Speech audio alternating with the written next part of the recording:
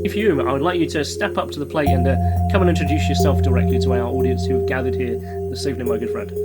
Okay. Do you want me to share now? Yeah. But before you do, tell us a bit about yourself. Share a bit about. Okay. Tell me who Steve is. Introduce Steve to the world. Like I said before, Christian, I'm a Geordie thug. I love it. That's it. No, yeah. I'm basically somebody who was fascinated by sound as a toddler. I remember my earliest memories are listening to my mum's records, people like Sandy Shaw, Shirley Bassey, and stuff like that, and the Beatles. And as a tiny little kid, thinking, how do they do that? Also, the voices of Pinky and Perky. I don't know if anybody else is old enough to remember them. How did they make them go high pitched? Look, so questions like that. A little bit later on, a couple of mum's younger sisters used to come and look after me and my sister, and as a consequence of that, I was exposed to the stuff like the first Led Zeppelin album, Jimi Hendrix, all that sort of late 60s era stuff. My fascination got more. By the mid 70s, I was frantically trying to teach myself to play guitar.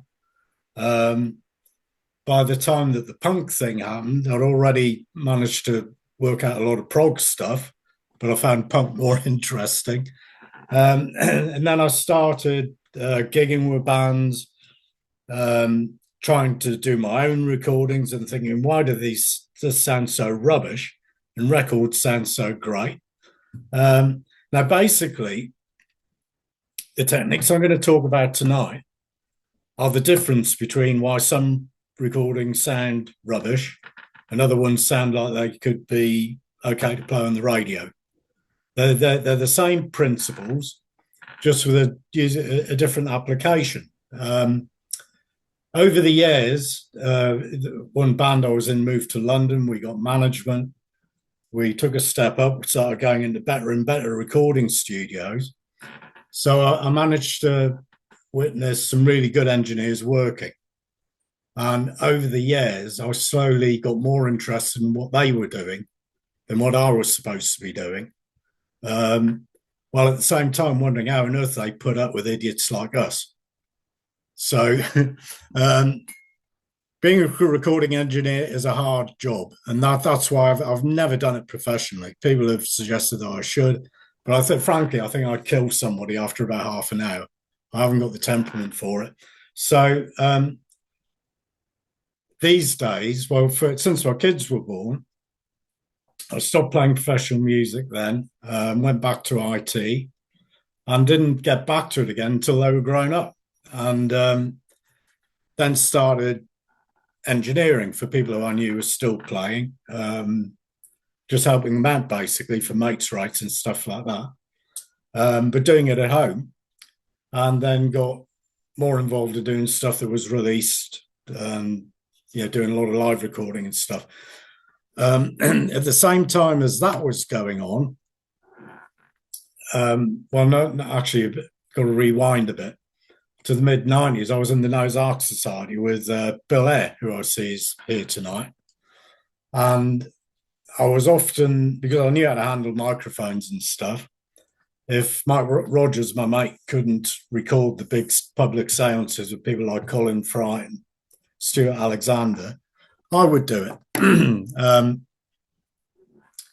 I was also in a home circle for 6 years. And I often thought to myself, why on earth, why on earth didn't I take a multi-track tape recorder and record some of this stuff? We always used to make recordings to document proceedings so that you could transcribe it and really know what happened later. But I got interested in, coincidentally enough, we had quite a lot of spirit raps early on in our home circle.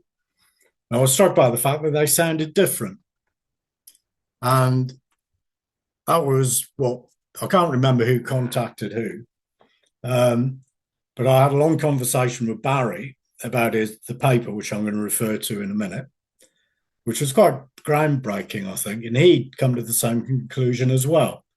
he investigated the Andover poltergeist, and he was also of the opinion that these noises just did not sound normal. Now, to me, at the time, they sounded like they weren't part of the same acoustic space. They just sounded, they reminded me a little bit of most professional studios have a live room and a dead room. And it's like you're in the dead room where there aren't many reflections, and the drummer's doing rim shots on a snare. Very strange attack and virtually no reverb tail. Whereas if you were talking to people and you knocked on the table in the seance room, that just sounded okay. And that always puzzled me, and it puzzled Barrie as well. And that, in essence, was the subject of his paper. The first gratuitous plug of the night by our esteemed chairman, Steve Parsons and Cal Cooper. I won't be able to cover everything that people need to know about this subject, but you'll find a lot of it in there. So as soon as we finish, get off and buy it. It's probably still for sale online. And just before we start, second shameless plug of the night. The last major music project I worked on by Joe Boxers, a three-piece CD box set, brilliant band that were underappreciated when they were having their hits. But anyway, enough about that. That was out in February, out on Cherry Red Records now. Second single soon. Right. So there's going to be two parts to this. The first part is going to be an outline of factors and concepts to consider prior to recording and analysing audio, but it's targeted towards examining a particular case study.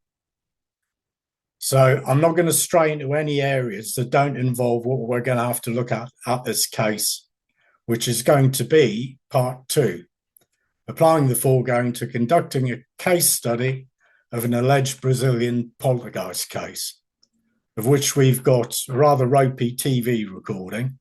But there you go. We'll do our best with it.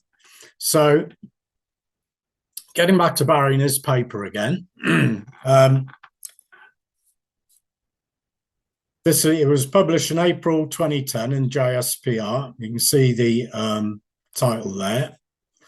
And basically, Barrie was writing about earlier researchers who'd noticed what me and him had, that these raps seemed to sound different somehow. And some of them had tried to analyse them, but it was before very sophisticated analysis was possible. And they came to the conclusion that what I will call the attack phase of one of these raps, like if I do a knuckle rap now on this table, the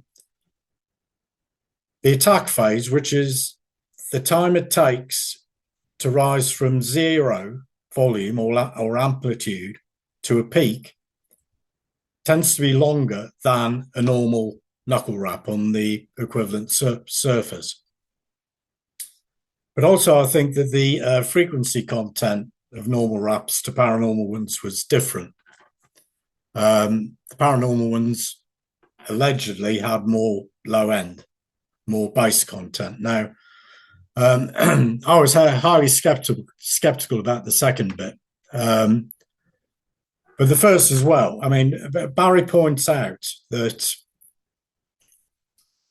he did some comparison sounds using more modern digital gear and compared them to some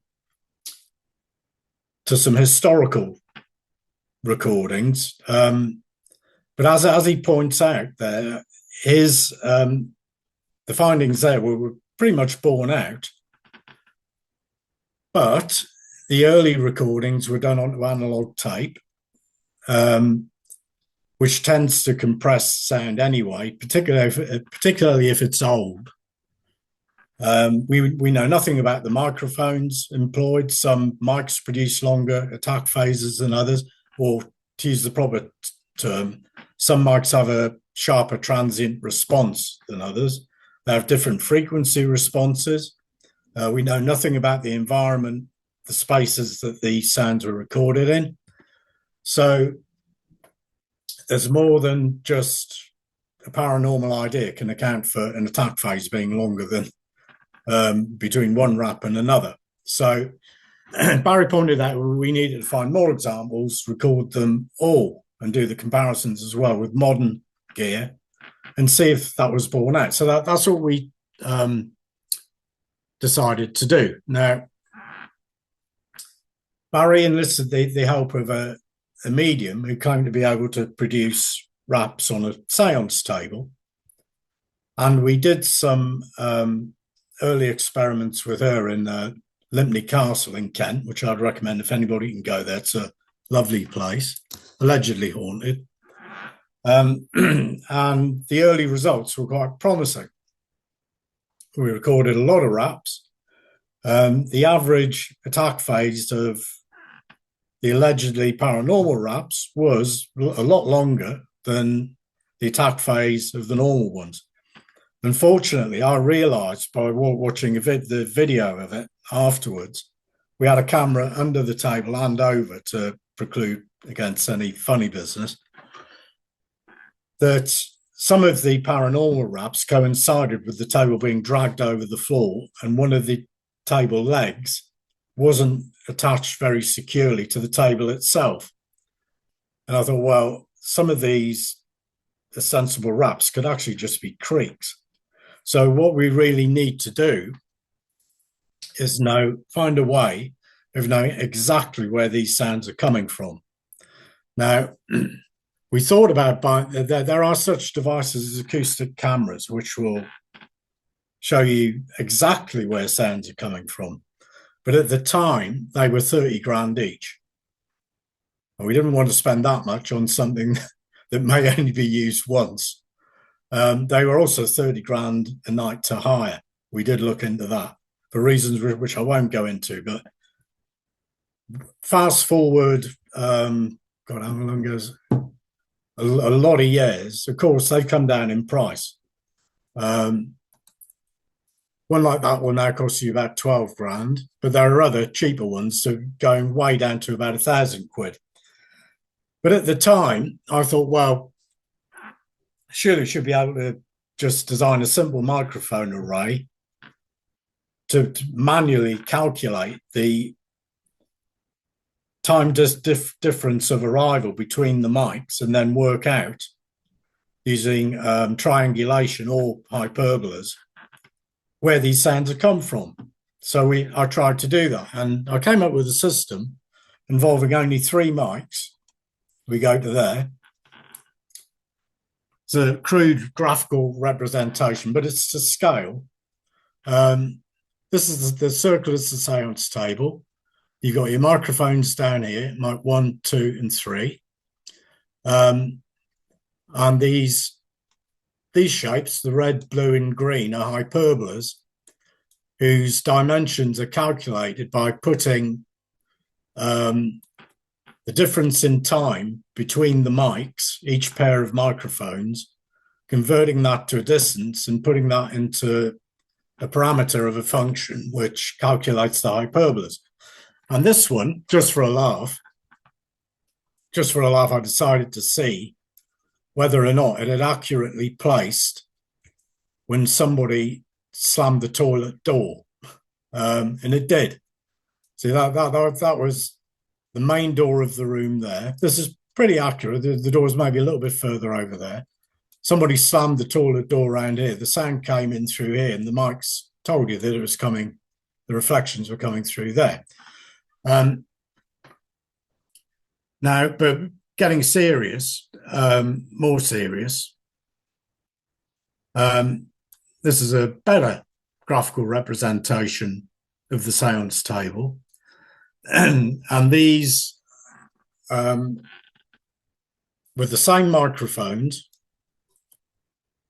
are plotting where the various raps, which Barrie coined an acronym, OPR, which stands for ostensibly paranormal rap.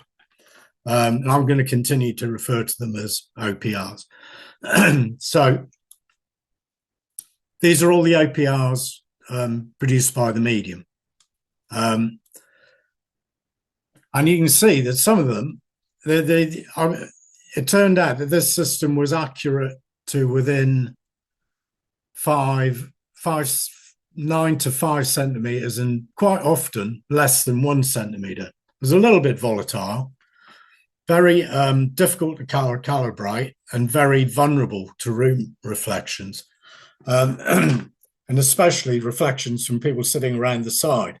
So you get the occasional wild error. 1 or 2 were placed over here, but for the most part, they all came from within the dimensions of the table. I can see some of them have even landed on exactly the same place, quite a lot. That's why you've got these long lines of OPRs, and they're all numbers. But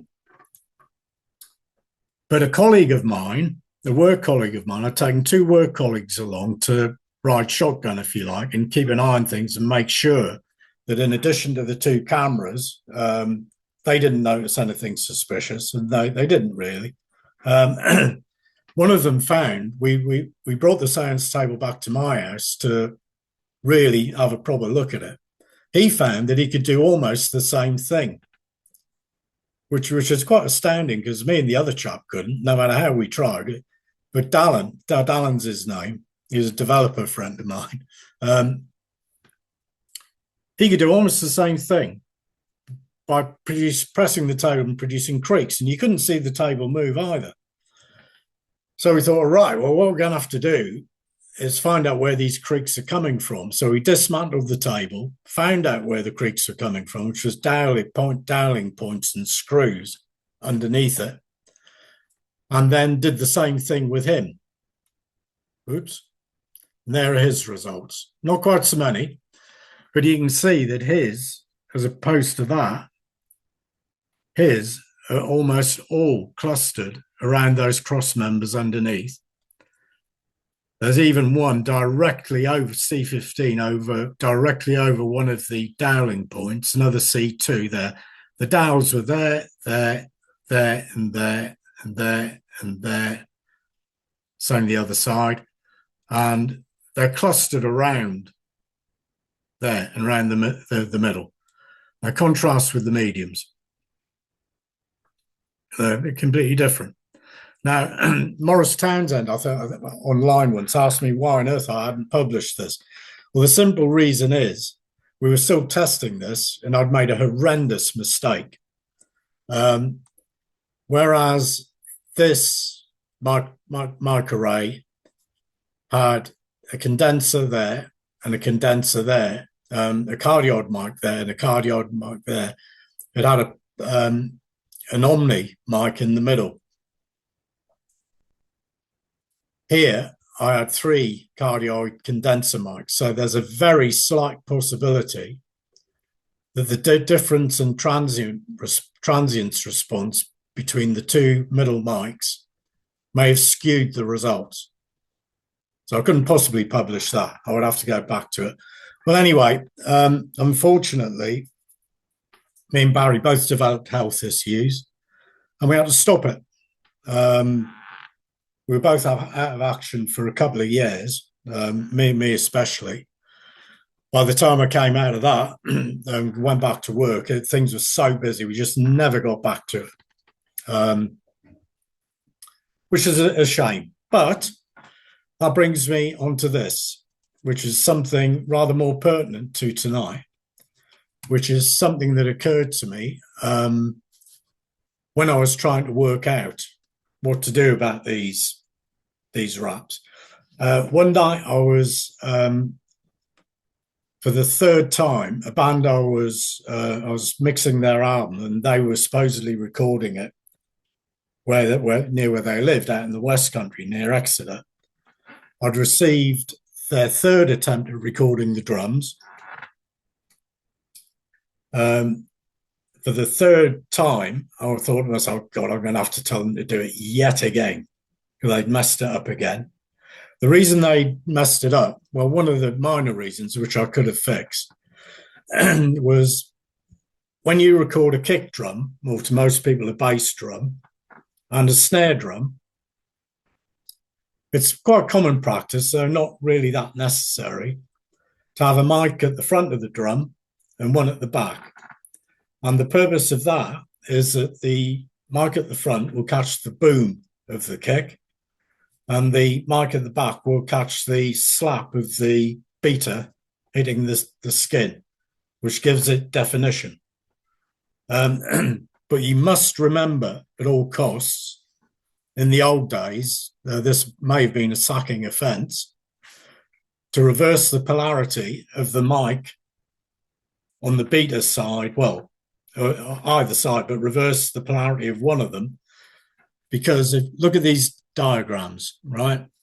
This is the mic here. These were recorded, they're from the Joe Boxer's album, actually.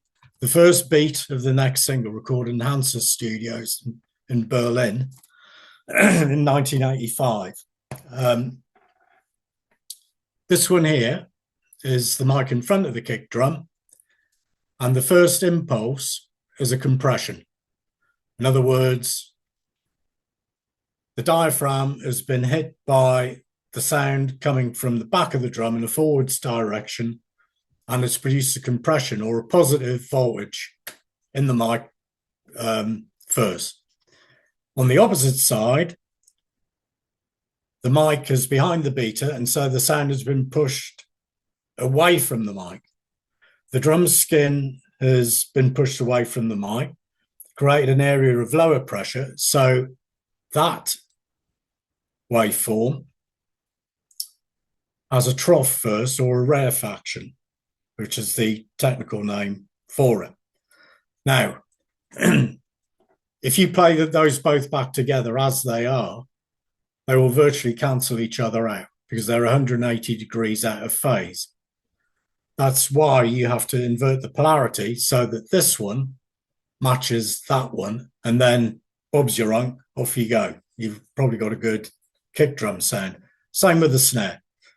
They hadn't done that, but they hadn't, in addition to that, the drummer had been moving the mics around, so the drums are sounding worse and worse and worse. So I got dispirited and thought, hang on a minute, Barrie's stuff's more interesting than this. What would happen if you were to knock, I wonder if a table or a reasonably pliant surface would behave in the same way. If you knocked the table with the top of your knuckle and you had the mic on the top of the table, would you get a rarefaction like that? Because the table is slightly moving away from the mic. And if you had a mic underneath, would it produce that? And so I did some tests, and lo and behold, it does. Okay. You may see where I'm going by this point. This is a recording of me rapping with my knuckle on top of my dining room table, which is about an inch thick, I would say. The microphone is over the top. So this is the equivalent of the microphone behind the kick drum. You see, we've got a very deep rarefaction there first. No doubt about that. The mics I'm using are incredibly quiet, probably like the quietest studio mics in the world. There's virtually no noise floor there. So you can see that very clearly. When I knock from the opposite side, underneath the table, lo and behold, that's reversed. You get a compression there. Not content with that, I did the side of my stairs. The wood on that's even thicker, maybe about 1.5 to 2 inches. The same effect, but slightly less because of the thicker material. And then this is a partition wall. So from the near side to the mic of a partition wall going through about 1 foot of air, and then at the other side, you see, like on the near side of the mic, again, we've got a deep rarefaction. It's obviously much more pliable than a dining room table. It's only MDF. And when I knock from the other side, even through a foot of air, you still get a compression. So that figures. The effect breaks down, however, and this is important, so remember this. It breaks down if there's something in between, breaking up the direct path of the sound to the microphone. So in other words, if somebody's standing in front of it, it either won't be as clear or it'll be completely indeterminate. You won't be able to tell. Also, if the noise floor is high and the sound is quiet, it can be difficult to tell, which is quite pertinent. But also, before I get on to the next point, we need to move on to microphones. We've got a little bit to say about those. So the next thing we need to consider is, if you're going to get involved with all this and you just want to document the sound in an investigation, then you just need to record. You can record with anything, a phone, a cheap handheld recorder, or have a couple of audiophile stereo mics and record in that if you want. But if you want to analyze, make a serious analysis of anything that occurs in there, then that's not the way to go. You need to understand everything you do needs to be purposeful. In the same way that when I'm mixing, I don't apply any processing to a sound unless I have to, and I do so with a specific aim. If I'm recording, say, an acoustic guitar, I'll use this type of mic at this place in the room. Well, two mics if I'm doing stereo, this distance apart. Because if I don't, it's just going to be a train wreck when I try and mix it in with anything else. Ironically, the same rules apply, but to a different end. So we need to talk a little bit about microphones and their types. Now, different mic types have different polar patterns or the area from which they take sound in. And this is really important. You've got omnidirectional mics, which take in sound from all directions. They're great. The drawback is you get room reflections from all directions as well.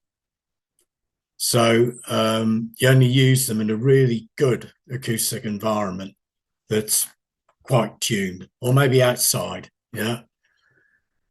Then I'm going to ignore subcardioid. You've got cardioid, which is basically a reverse heart shape, or somebody would describe it differently, which is an area in front of the mic that the mic will take sound in from, and it'll reject sound from the back. Now, cardioids are great for recording 0 degrees on to an instrument, especially in a bit of a dodgy room, because you're not going to get hardly any reflections in the back of the mic. You've still got to worry about the front, but they're a lot better than using an Omni. And cardioid mics of one type or another are used in most studio recording. Then you've got supercardioids, which have a much tighter cardioid pattern, but take in sound from the back as well. I won't spend too much time on those. Or hypercardioid. I've never used one of those. Bidirectional or figure of 8 takes sound in equally front and back. They can be very useful for recording two separate sources at the same time. But I wouldn't use them on a paranormal setting. And then you've got shotgun. Now, this is incredibly important for the case we're going to discuss later, because shotgun mics are mainly used by outside broadcast units. Because they're so cardioid, they're incredibly focused. They take virtually no sound in from the sides, own very strongly from the front, but a very focused area, but from the back as well, a bit. And that means if you're outside and it's a bit blowy, You see, if you see a live news report, sometimes you'll see the furry thing on a stick in a windsock. That's a shotgun mic. And the sound guy knows that if he points that directly at whoever's speaking, he's only going to get their voice. And if there are people mucking around at the side or there's traffic noise or something, the mic is going to reject most of that. You're going to hear it, but it's not going to be too bad. So, after that basic rundown, these are the mics that I've used in the past, recording live music, and with Barrie's stuff as well. You've got a Rode NT18, which is arguably the quietest studio mic in the world. Quite affordable, very, very good. Hundreds of pounds cheaper than, say, a Neumann equivalent, and very, very useful. For the second graph I showed you of the table, I was using 3 of those. And that's a large diaphragm condenser. The pluses are large diaphragm condensers are very quiet. They've got very low self-noise, which again will become pertinent later. Now, this is a Neumann KM1884. That's a small diaphragm condenser, which has a much smaller diaphragm and a tighter cardioid pattern. The beauty of these is they're smaller, they're easier to aim. They take in less sound from the side than these do, and they're more focused than these, but they have a quicker transient response. If I had my time again, I'd probably use 3 of those on the microphone array instead of 3 of these, because the transient response is very fast. It's relatively slow with these. They give a quite different sound. This mic is a measurement mic, an Omni. It takes in sounds from all directions. This is the mic I had in the middle of the array on the first graph that I showed you. It's a cheap and cheerful Behringer ECM 8000. You can pick these up for 20 quid a piece on eBay. They're not bad measurement mics either. This is a Shure SM57. It's a dynamic mic with cardioid again. These 3 require phantom power, in other words, a voltage and a current to make them work. Dynamic mics don't. They're used mainly for live work on very loud sound sources like loud guitar amps, snare drums. They're very tough, not as sensitive as these, slower transient response, but they're great. I mean, they're used for live work. You could hammer nails in with those things and you wouldn't break them. Drive over them in your car and they will still survive. But these are the mics I use. Now, this is a shotgun mic, and this is important for later. You look at its characteristics. It's got a very tight end there and grills all the way down the side. And those grills are, I won't go into a technical explanation. I'm not sure I understand it myself, but that is how it rejects so much sound from the side. Okay. Now, for recording devices, you've got handheld recorders. These are 2 of mine. The beauty of these is they're very portable. Even these are quite old, but they record in everything from low-grade MP3 up to 24-bit, 44 kilohertz WAV. You can get much more sophisticated ones now, 4 and 6 track ones. Zoom do it, I think it's 6 track one. The drawback is, particularly with a lot of them, the mics are fixed in a stereo XY pattern, which is great for stereo recording, but you're a bit stuck if that's not what you want to do. But they're great, like point and shoot things for documenting stuff. This one is much better. Because you can adjust the mic, so you can put it into that pattern if you want, or you can have them as what we call a spaced pair to record stereo that way. And yeah, that's them. Pretty useful. But if you want to do serious multi-mic recording, although you can get multi-input handheld recorders now, you usually only get 2 extra inputs, and mic cables are heavy. So that's going to make the recorder itself somewhat unstable and cumbersome. So you really need something like this, which is the modern version of the old tape cassette Porter Studios, which I had when I was a youngster. I think this has got somewhere between 8 and 10 inputs. So you could have 8 mics, long cables, put a mic in 8 different rooms or whatever. Records really high fidelity, I think 24-bit, high sample rates as well. These are about 400 quid. But the main advantage is lots of inputs, and still reasonably portable. The best option, though, and the one that I've always used, mainly because I could, is a laptop. This isn't actually at a paranormal gig, if you want to call it that. It was doing a live recording of Subway Sect at the 100 Club in London.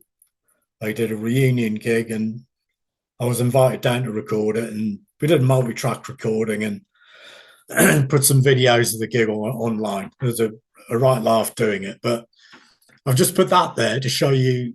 I recorded it with Cubase, what I use for multi-tracking and mixing. And there's a smaller sound card there. More recently, with Barrie's stuff, I used this. This is a rather old Focusrite sound card with 8 mic inputs and 2 instrument. Well, no, actually, no, yes, that's right. 2 instrument inputs on the front. And now you've got a view around the back where you've got your mic sockets. The beauty of this is you've got complete control over everything. It's not quite as portable, but you could daisy chain this with another one and double your mic inputs to 16. The last session I did with Barrie, I think I had 10 or 12 because I joined a smaller sound card to that one with digital inputs.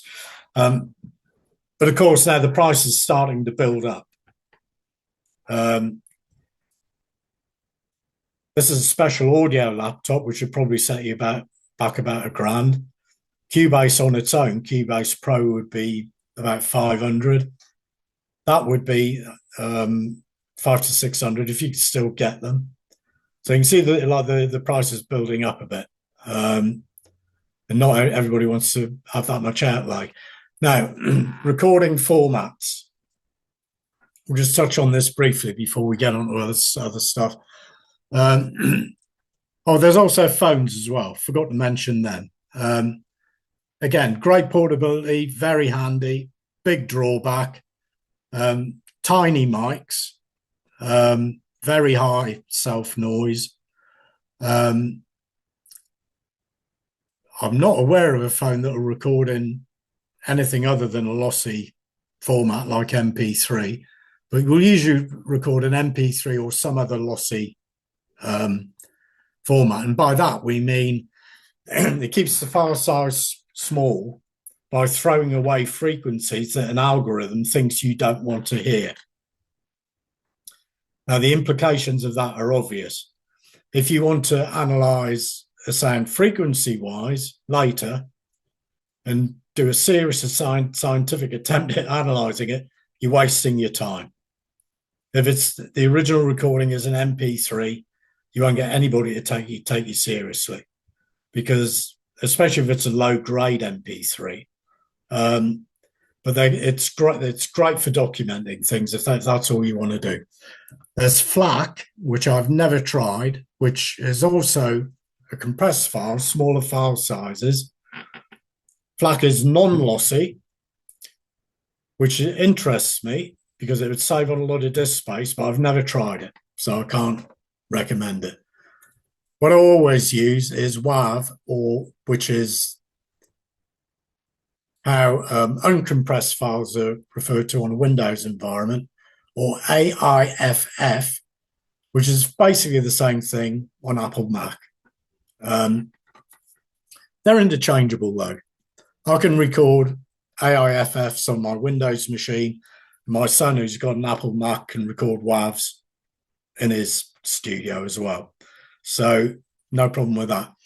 The beauty of this is, if you're a decent sound card, you can record at a high sample rate, 96 kilohertz, although it won't really do you that much good. You might as well record in 44.1 or 24-bit.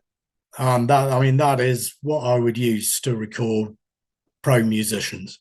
And if you use decent mics, it'll be quite pristine. The drawback is, of course, if you're recording a long seance, which is like when Barrie's seances, they lasted about 2 hours. If you're recording 24-bit at 96 kilohertz, you're going to use a hell of a lot of disk space. The files are going to be massive, which is why I won't bother to explain the difference between high and low sample rates at the moment, because it's a bit beyond the scope and it would probably bore you all to death. But basically, that is how you get the best quality. But 44.1 kilohertz as a sample rate should be good enough. Right, on to the next bit. Mic placement. And this is important, yeah? And this may mystify some of you. Trying to remember all this over the last couple of days, because I haven't really thought about it for a long time, mystified me and almost drove me nuts. So I forgive anybody for not understanding what the bleeding hell I'm talking about. Firstly, measure the dimensions of the recording space. Yeah, if you're in a rectangular room, just measure the dimensions. Long axis, across, and the height of the ceiling. That'll be quite important, because it's important to know where to put your mic in it. If you don't know where a sound's going to be coming from, let's say you've got mics in 5 or 6 rooms. They're all supposed to produce all audio phenomena. You've got no idea what's going to happen or where the sound's going to come from. Put an Omni mic right in the middle of the room, right in the dead center. And that will ensure that wherever the sound comes from, it's not going to be corrupted by early reflections from the walls until the last possible moment, because the Omni is going to pick them all up, yeah? And that gives you more scope for analysis. I'll explain that in more detail in a minute. If you do know where the sound's going to come from, or you've got a fair idea, like in the case study we're going to look at in a minute, use a cardioid mic angled straight on to where you think it's going to come from, not at an angle. And have it at sensible distance from the wall. If it is a wall, or whatever source it is, maybe 2 to 3 feet, or in a place where, again, it's going to take a lot longer for the reflections to reach the mic than the direct sound from the source. And have nothing between the mic and the source, I should go without saying. Because if you place a condenser mic too close to the source, it'll increase the low frequency content and give an exaggerated idea of it. In each case, measure the distance from the major reflective surfaces to the mic. That's not too difficult to work out, but I'll show you in a minute the raison d'etre behind that. But say if you've got your mic in the middle of the room, measure from the mic to the long wall, and then from the mic to the ceiling, then from the mic to the floor, and to each major reflective surface. You don't need to worry too much about furniture and stuff like that. The reflections from that won't necessarily be too much of a problem, only if they're really big objects. If something like a sofa will absorb high frequencies rather than reflect them anyway. Right. This last point is so that you can calculate the time after which the first reflections will reach the mic, which we're going to go on to now. Now, I apologize for the numptiness of this diagram. This is a theoretical room that is 3 meters by 3 meters by 3 meters. It's a cube, basically, which is the worst place possible to record anything in or mix anything in, let alone music. I'll explain why in a minute. I'll show you why graphically. We've got a microphone in the middle here. You can see a tiny little picture of a mic. And G here is where we expect a sound to come from, in theory, for the sake of argument, okay? So the distance, the mic is right in the middle. So the distance between G, the sound source, and the mic is 150 centimeters, a meter and a half. The blue circle represents how that sound is going to propagate to the mic, okay? And you can see that it's going to reach the mic at exactly the same time as it reaches its early reflection point, which is in this corner. If we make that the center of another circle and measure from C to the mic, you can see that's a further distance. That's 212 centimeters. So in order to find out the period of time before those reflections, major reflections, reach the mic, we do the following calculation, okay? And I hope I've got this right. The room is 300, 300, 300. The distance from the source to the mic is 150 centimeters. We assume the speed of sound, we assume it's 21 degrees in that room. So the speed of sound will be about 34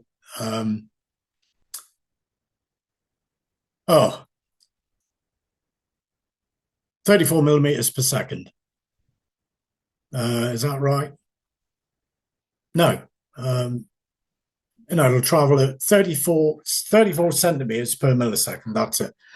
So you divide 150 by 34 and you get 4.4 milliseconds. That's how long that is going to take to reach that reflection point. So for the reflection point, you do the same, but with that distance, which is 212 divided by 34, which is 6.2 milliseconds. So the total time that the reflections are going to take to get to the mic is 10.6. So you've got roughly 10.6 milliseconds, a window, where if you want to analyze the frequency of the direct sound, you do it in that period. Anytime after that, you're going to get reflections coming back in this shape of room, because all these reflection points are going to be the same for the floor and the ceiling on both sides. And when they get to there, it's going to get even worse. And before you know it, it's just going to be reflection C. And doing a reflection on the reverb tail, you won't really get anything purposeful or that usable. So anyway, now we get on to room modes, which are the spawn of Satan of reflections and the bane of every recording engineer's life. I told you about when all of those reflections start bouncing off this, like that, and the other, and then you get secondary reflections and the third order reflections, and it'll go on for a few seconds before you hear the sound tail away. You'll get interference patterns where those reflections interfere with each other. And in places, certain frequencies will be amplified because they're in phase with the reflections. In other places, they'll be out of phase, so that particular frequency will be quieter. And the end result is patterns of what we call room modes, which look like this. Okay, now I chose this room because it'll demonstrate what I'm trying to talk about a little bit more clearly. This is we've got two representations of the ground floor of my house. Okay, here is where I'm sitting talking to you now. There's my dining room table, laptop, whatever. My mix studio and where I usually record is here. Okay. Same here. Here we're looking at, I've used a room mode calculator, and it's calculated that I've got destructive room modes at 21.9 hertz, which is, if you want to translate that to a note, that is B2. And also, whoops, sorry, I've done a bit of an accident there. How do I get my presentation back? There we go. Can you still see that, Chris? I can, yes. Okay, right. Yeah, I haven't got the sidebar there, which was distracting me. This one is at a different frequency, 147.48, which is D3, I think. Right. Well, anyway, the first time I mixed anything in this room at the end there, I got it sounding great on the monitors, took it out to the car, played it loud, and the bass was so loud it almost caused an involuntary bowel movement. That's because not just at 121, but the low end in general, where I was sitting, I'm sitting in a dip of the bass, where the bass frequencies are quieter. So I'd overcompensated by making the bass too loud. That's bad. This one here is for a different frequency, but if you're playing a track loud at that end of the room and you walk backwards along here, you hear the bass get quieter and louder and quieter and louder as you pass through these zones. Now, the obvious implication is that if you're on an investigation and you're going to be there for more than one night, you're going to take results from more than one night, and the first night you put your mic, say, for example, here in one of these blue areas, I'd say that blue area. And then the next night you put it a little way away in the red area. And then the next night it's back here again or there or whatever. When you try to analyze the frequency back at home later, is it going to be a paranormal effect that sometimes exactly the same sounds have a lot more bass content? No, it's because you've been putting the mic on one room mode or another, or the sound source has been coming from one of those. If we go to a cuboid room, which again, this is the sort of room that our test case is going to be in, you can see the problem is worse. Now, this room is the same dimensions as the one that we're going to look at. And you'll see that the two of the modes here are both octaves of F, the note F. There's 175 hertz and 180. Remember that. I'll mention it very briefly later, but small rooms like this, the reflections are just going to be a nightmare. So when we get to it, I'm not going to spend too much time worrying about frequency. Under the circumstances of this case, it would be almost certainly be a complete waste of time. But in short, if possible, use a room mode calculator, and there's an online one. We'll maybe try and put some links up to an online room calculator and other stuff as well, which I forgot to do.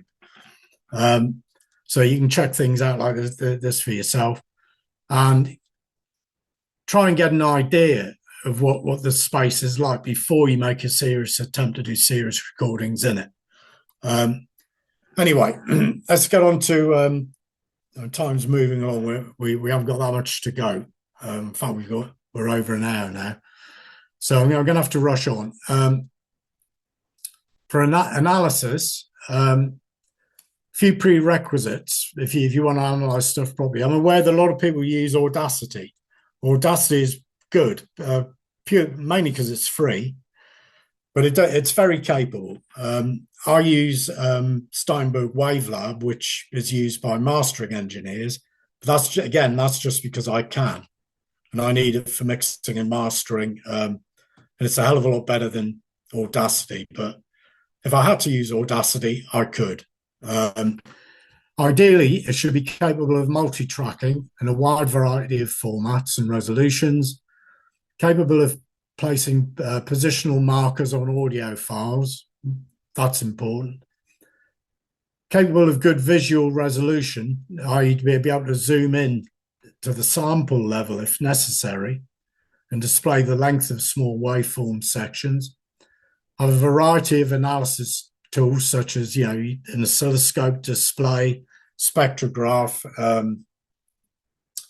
stereo phase display, automatic peak detection, loudness analysis, and all that sort of stuff. And ideally be capable of calculating pitch and or fundamental frequencies. To my knowledge, that's the only thing that Audacity can't do. The Wavelab can. Anyway, without further ado, let's go to get on to our case study.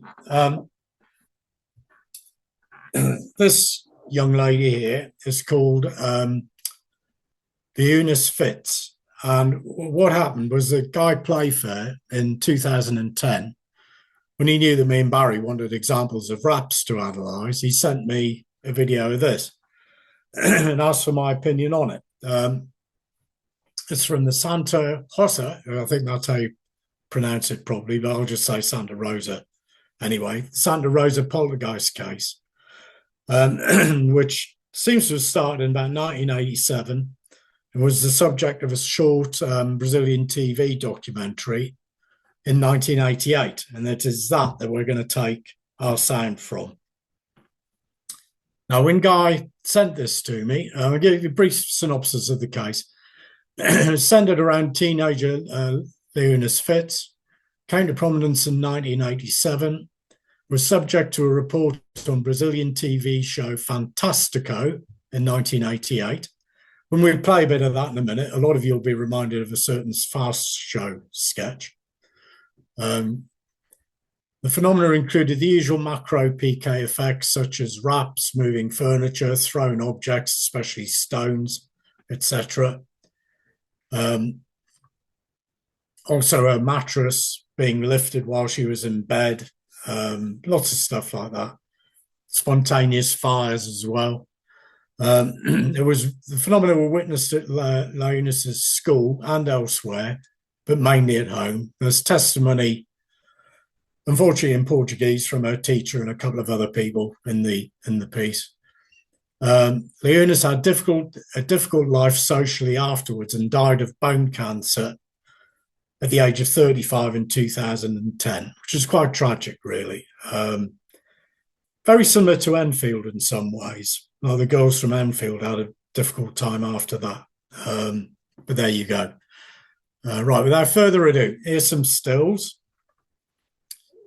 These are the difficulties with the case. Okay, you see, we've got Mr. TV presenter there. Unfortunately, the TV crew attracted a crowd, which by the time they got to filming inside had grown even more. The end result of that is you can hear the walls are only thin wood of their wooden house, and you can hear the faint babbling of people outside a lot of the time, and cockerels crowing and all sorts of stuff. Because a lot of the phenomena happened when Eunice was in bed, they put her into her bed. Here you can see down here a shotgun mic. So at least we know what sort of mic was being used. We know that we got a professional sound man there, and he seems to be pointing the mic over there, which gives us an idea of roughly where the sound is coming from. In this frame, you can see this guy here, he's been doing his own raps on the headboard and on the wall to try and provoke the poltergeist into replying. And he's pointing slightly over there for the response. But as you'll see, you'll understand why when I saw this, which I'm going to play you now, when I rang Guy up, I rejected it practically out of hand, which in retrospect may have been a bit of a mistake. You'll see why. I won't have to explain to you why, but I'm going to play this. You'll see the guy trying to provoke some raps. If the raps are quite quiet that come back, you may not hear those, but then you'll see the mattress lifting and you'll see why I just rejected it. Here we go.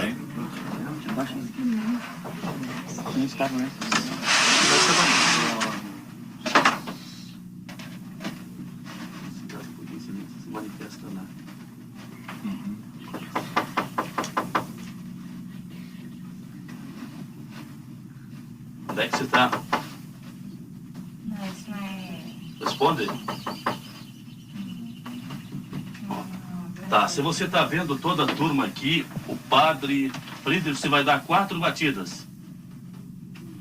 Responda, 4 batidas. Tudo bem. Você gostou que o padre veio aqui ou não? Se você gostou, você dá 3 batidas. Se você não gostou, você vai dar 5 batidas. Agora, não gostou?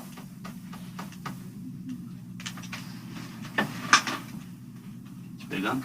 Voltou para a parede? É, ó.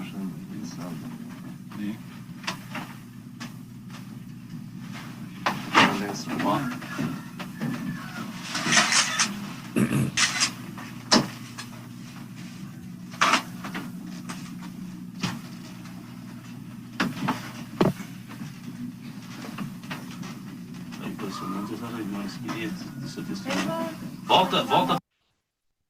Right. I'm sure you can see why I rejected it. I mean, that the lifting of the mattress supposedly by the poltergeist is laughable.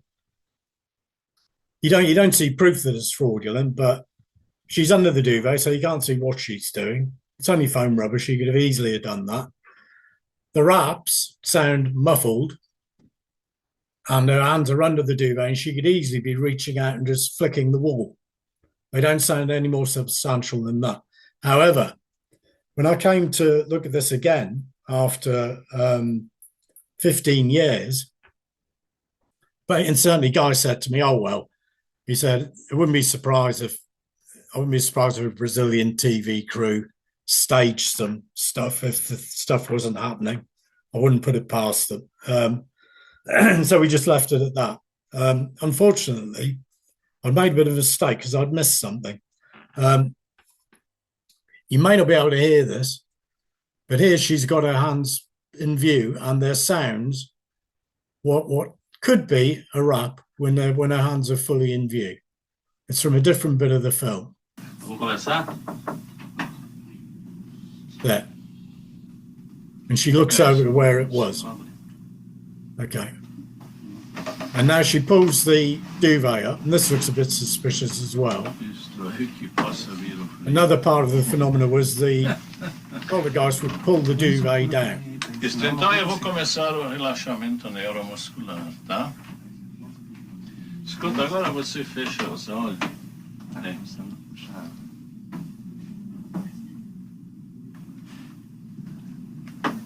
Ah, tá, vamos She also looks rather pleased with herself, which made me rather suspicious. She can't be doing it with her feet, but there could be a bit of string attached under the duvet cover, or somebody could be pulling it from the end.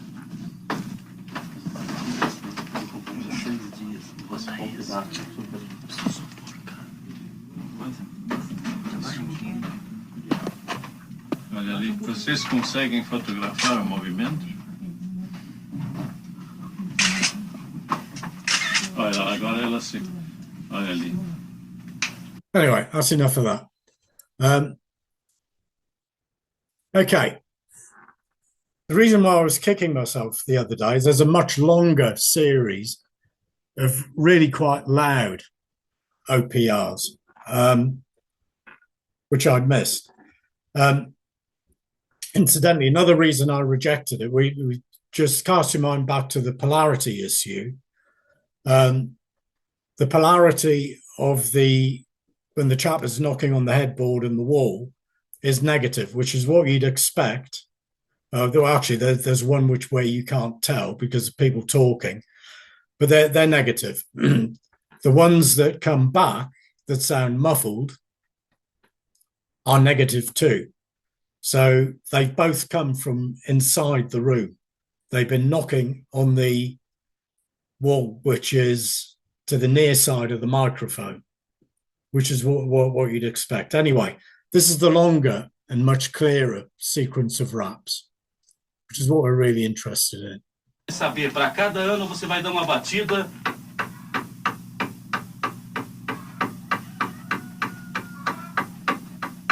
Quantos anos? 68. 68, você diz. Deveria ser.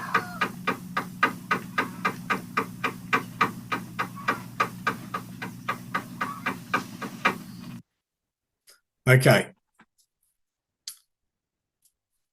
That's a sample of those OPRs, the paranormal raps in Wavelab zoomed out.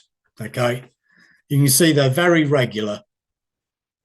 They're not just random creaks from the wall or anything like that. Could still be fraudulent. If you look at it, there could be somebody at the end of the bed. This room, I think, is only about 8 foot by 8 foot. The bed is probably about over 6 foot long. So that would only leave about 18 inches for somebody to stand. There could be somebody knocking on the wall, but those raps, to my ears, aren't coming from behind the duvet. And you can't see any, they're quite loud, and you can't see any disturbance under the duvet at all. Anyway, those are representations of the normal raps that the chap did earlier. Nothing really to see there. This is one of the OPRs, and I hope you can see here the places where I've put the markers in Wavelab. There's one where the amplitude of the wave is 0. I've got Wavelab to calculate where the loudest point is and put a marker on that, which is there. If we go down here, there's a normal rap zoomed in. I've done the same there. You can see with this normal rap, although it's faint, you've got a rarefaction first, which is the same as my dining room table. Near side of the mic, rarefaction first. Now this is how I logged all log all the data. I did a spreadsheet. There's actually a hell of a lot of OPRs. I only analysed up to about number 40 or something like that. I'm going to finish the rest off at the weekend. So I've got a column for the OPR number, a column for the time, a column for the polarity, the initial polarity, negative or positive, a column for the peak amplitude, and a column for the length of the attack phase in milliseconds. You see there's a very short one there of 227 microseconds. I've never seen an attack phase that quick before.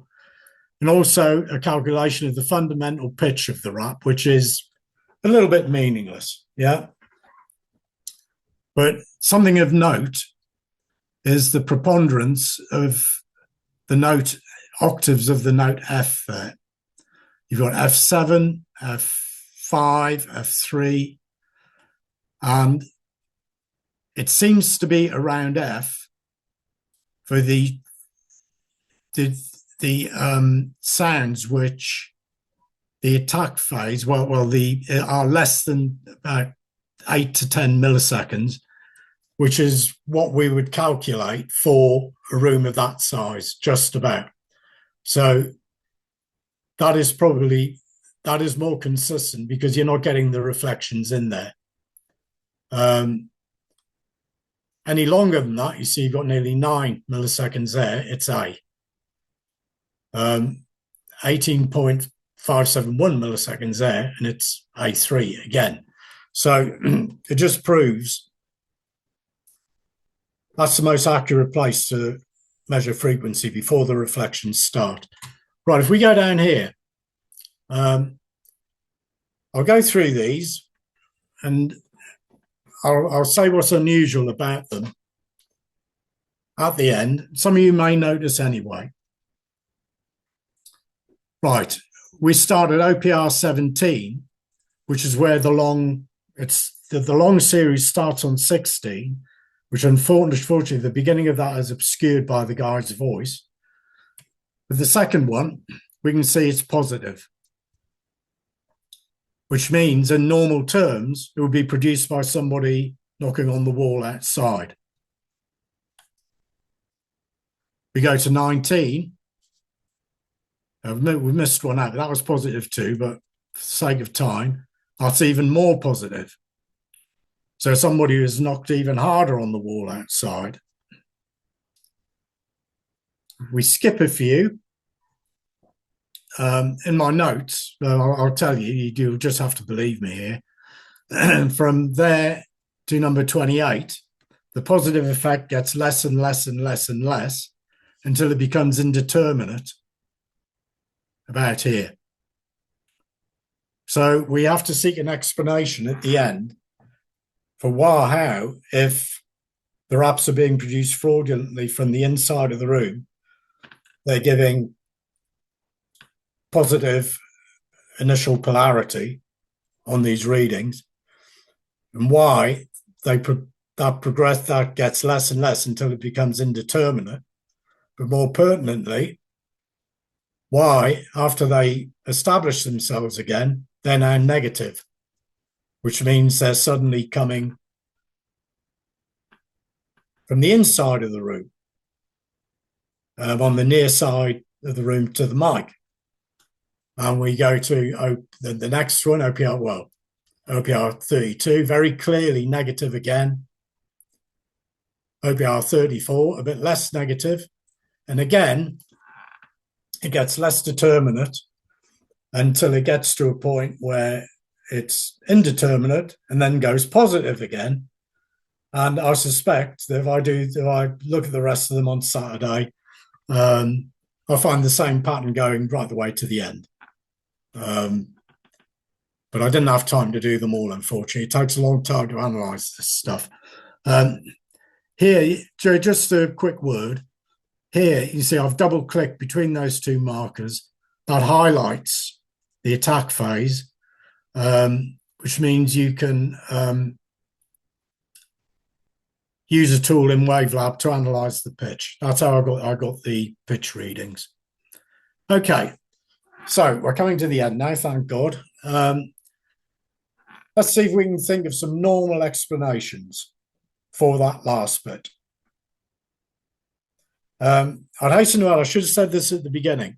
It's not my aim. I've been at this so long now. Frankly, I couldn't care less whether something's paranormal or not. I'm immune to it. When I was doing Barrie stuff, I realized to my shock halfway through that I was actually, the only interest I had was to try and get a microphone array to work. I really couldn't have cared less. So,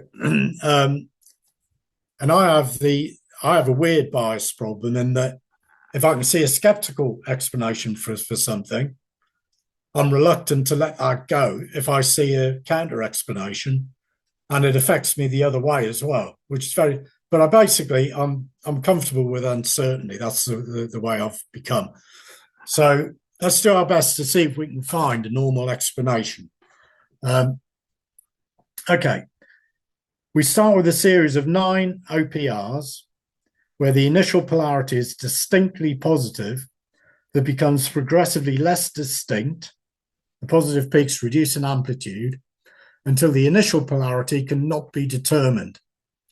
Under normal circumstances, This is what we would expect of someone that was outside knocking on the exterior of the wall.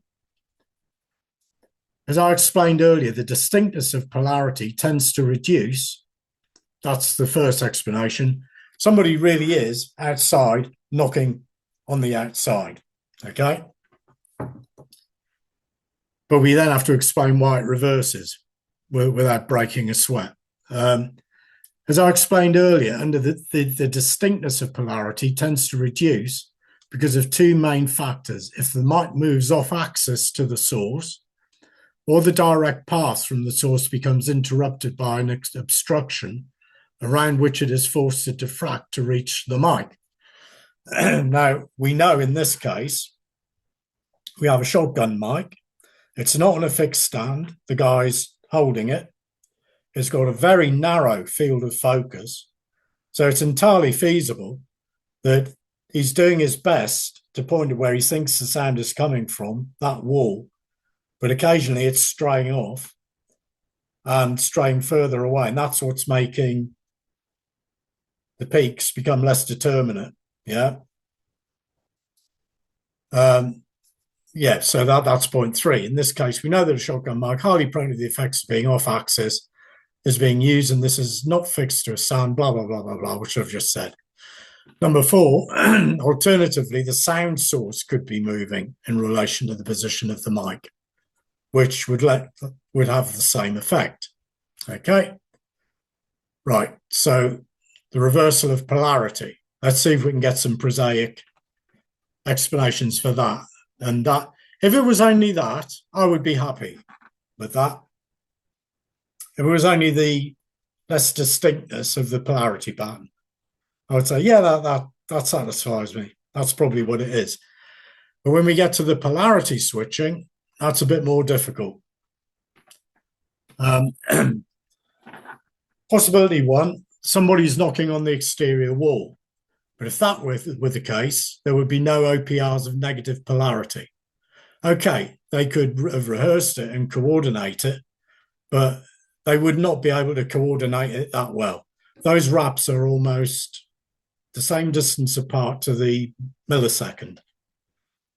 And so the person outside would have to have line of sight with the person inside. And I really, really, really don't think they could pull that off. It's a logical possibility, though, but you should be careful of logical possibilities. They can get you into deep trouble.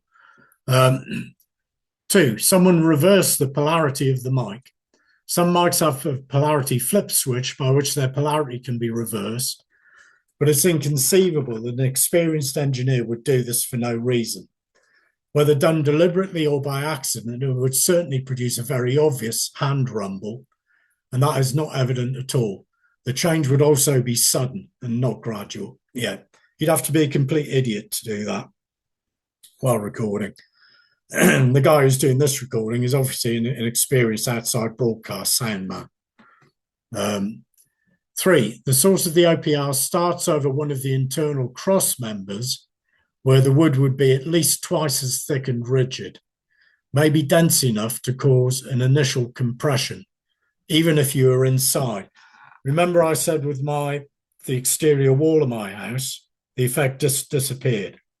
If you knocked on the inside there, you would get a compression. If you knocked on the outside with a hammer there, you would get a compression. In fact, I did and damaged the wall slightly since I had it replastered. Now, then maybe as the sound source moves away from that, say somebody's doing it fraudulently out of sight, gets away from cross member, that makes it go negative again. Yeah. And that would make the polarity appear to change gradually from positive to negative. However, it's plain from the film as a whole, and you have to take my word for this, that if someone was knocking on that particular wall on the inside, they would have to be either standing on the end of the bed, in which case you'd see some evidence of that on the duvet, or be crammed tightly into the corner.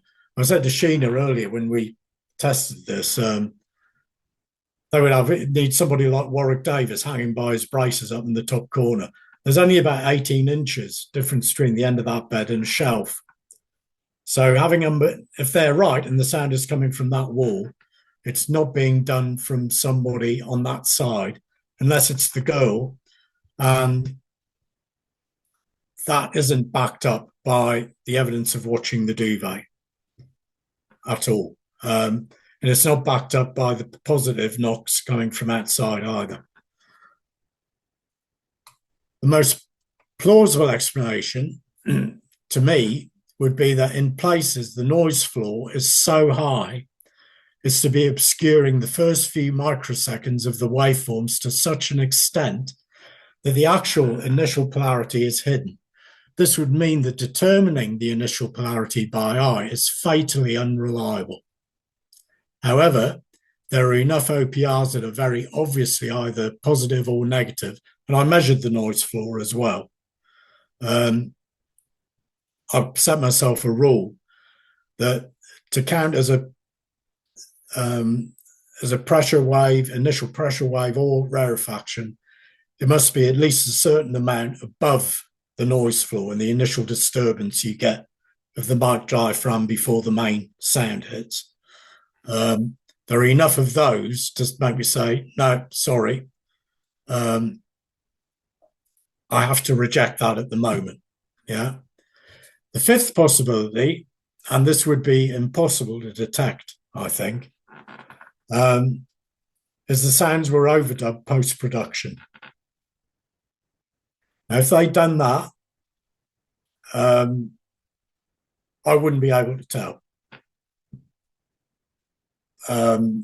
You would take the original audio into a multi-track application or record onto a multi-track tape, dub the noises over.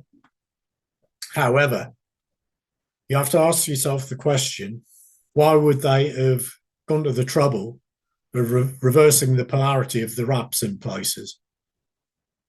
They wouldn't have known that more than 30 years later, or 28 years later, some chump was going to have a great interest in what the polarity of those raps were. But that if they'd have done that, if I did that now, if I wanted to fake a case like that, that's what I'd do. And I'll be very surprised if anybody could detect it. So, what would the paranormal explanation be? Well, there we get close to what Barrie's theory was,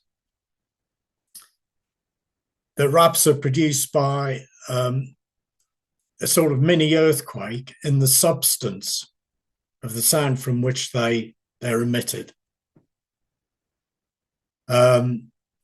Because those earlier researchers reckoned that the acoustic waveforms of the raps resembled the seismograph readings from earthquakes, a slow build-up to a sharp peak. Now, these results contradict that part of the theory. There are some very long attack phases with those OPRs and some incredibly short ones. I never thought I'd seen an attack phase of only 227 microseconds. That's 227 thousandths of a thousandth of a second. But there you go. They're there. But if you average, unfortunately, we've got less normal raps, but if you average the attack phases of the mount, they're both about the same. So that contradicts that. However, to explain an anomalous, if we accept it as an anomaly, then what's happening is the direction of whatever energy source is affecting the wood of the wall is varying in direction over time. In other words, not randomly, but progressively, changing direction till 1 minute it's emitting a positive reading, the next minute it's headed towards indeterminate and then emitted a negative one. But I don't feel entitled to reach that conclusion with this because there's still too much we don't know. and there is at least very suspicious behaviour at the beginning. We would need, as Barrie said at the end of his paper, it's interesting. It's good. It's good enough that if I'd received this case tomorrow, somebody had sent me this to analyse, I would say, okay, let's try and do it better. You've got this live poltergeist case going on. I can't make it up to where you are, or if it's in the unlikely event it's within 20 minutes drive of me, I'll come. But if I can't, then do this, this, this, and this. And the next time we will corner this phenomena if it happens again, and we'll have much more confidence about what's what with it. So basically, that is how I would go about that. And on the face of it, it's a bit of a train wreck of a case, but it's really a case of looking at the audio and seeing what it tells you. It would have been much more difficult to do with this without the film, but we would have still approached it, because if we'd have had a verbal description of it, we still would have had to answer the question of the polarity, but we would have had much more justification for thinking these guys are telling us porkies, maybe, but we've got to give them the benefit of the doubt for now. So anyway, I bored you enough. That's the end. And if we've got enough time, I'll take some questions if anybody's still awake.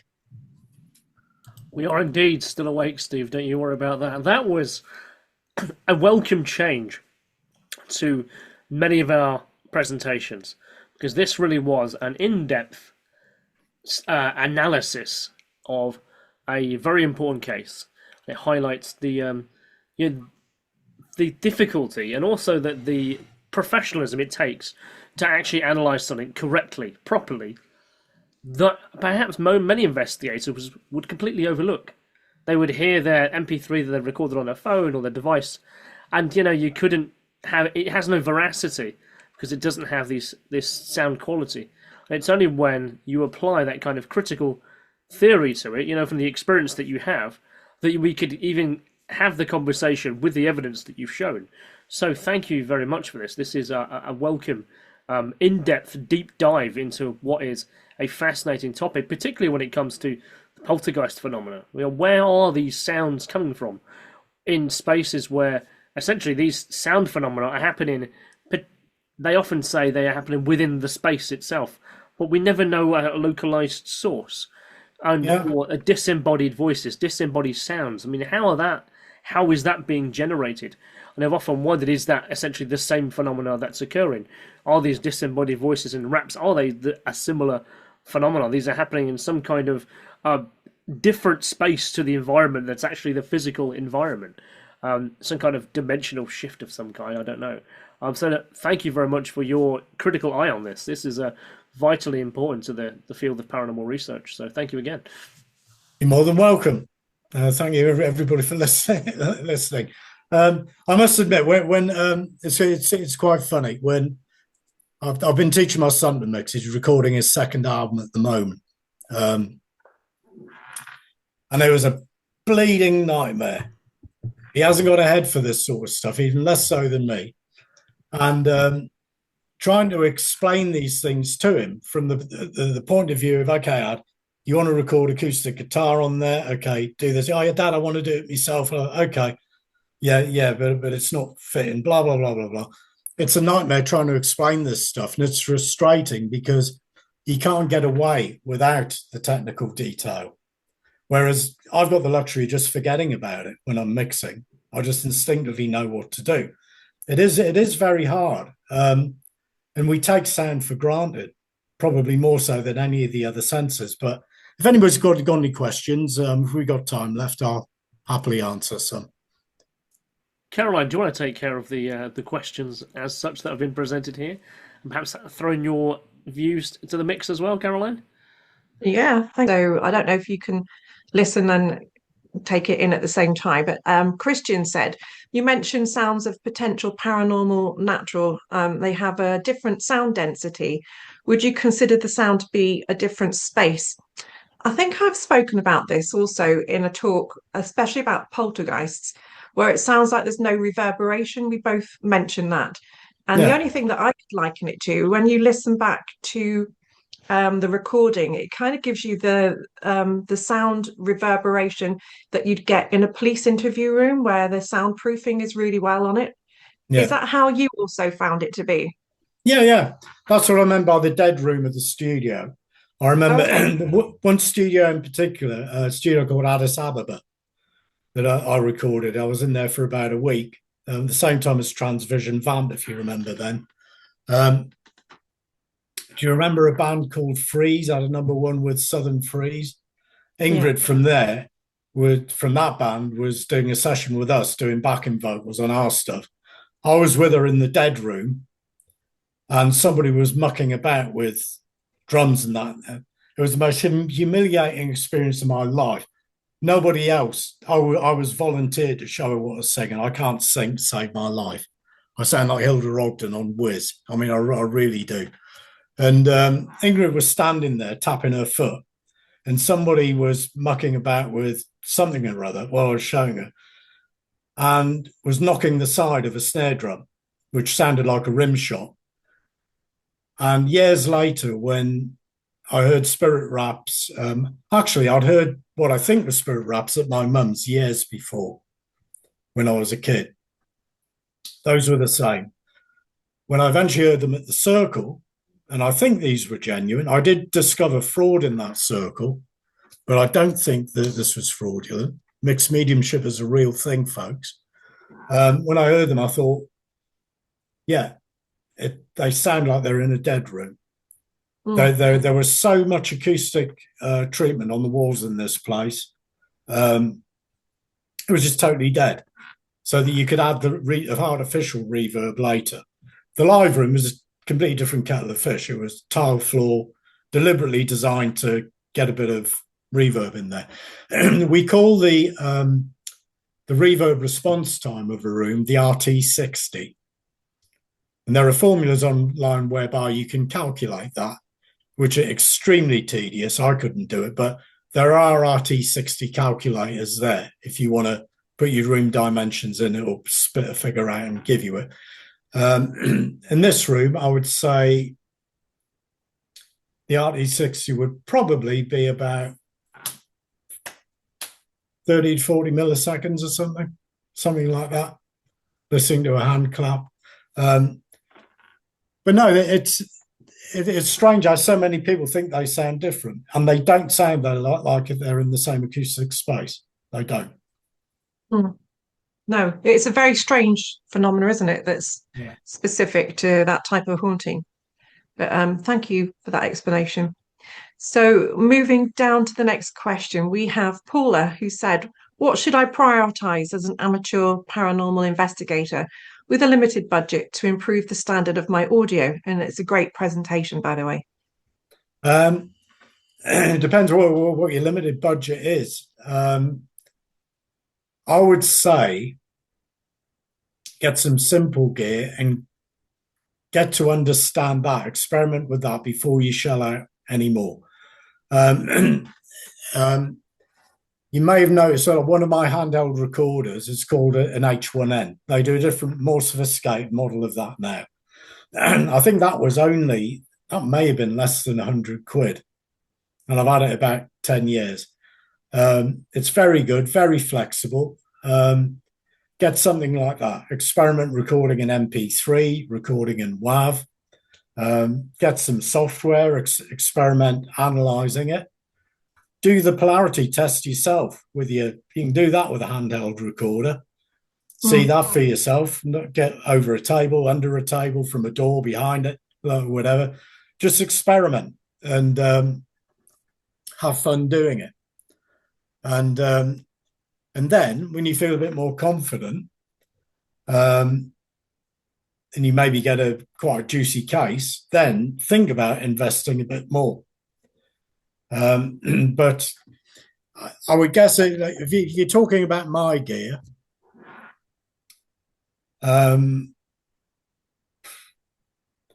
total, including the software, that's without the proper music PC and all the other gubbins, you're probably talking at least 7 to 10 grand. Yeah. But you can get cut down versions of Wavelab and Cubase, which are much cheaper. They just haven't got the same facilities. Like I said, Audacity is free, so give that a go. Yeah. And if you wanted something else that's affordable, depending what affordable is, I pay about £150 for a Zoom H5, and they're a professional piece of kit. Zoom, it's handheld, and you can take it everywhere you want. It's probably twice the width of a mobile phone. You can see. So, and then maybe just about 1.5 times the height kind of thing. So yeah, it's something that holds in your hand quite well, and you do get such professional recordings on that for the WAV. So it depends what's affordable. Failing that, if you just want to play with recordings, you said a mobile phone, but they they are very compressed, aren't they? Yeah.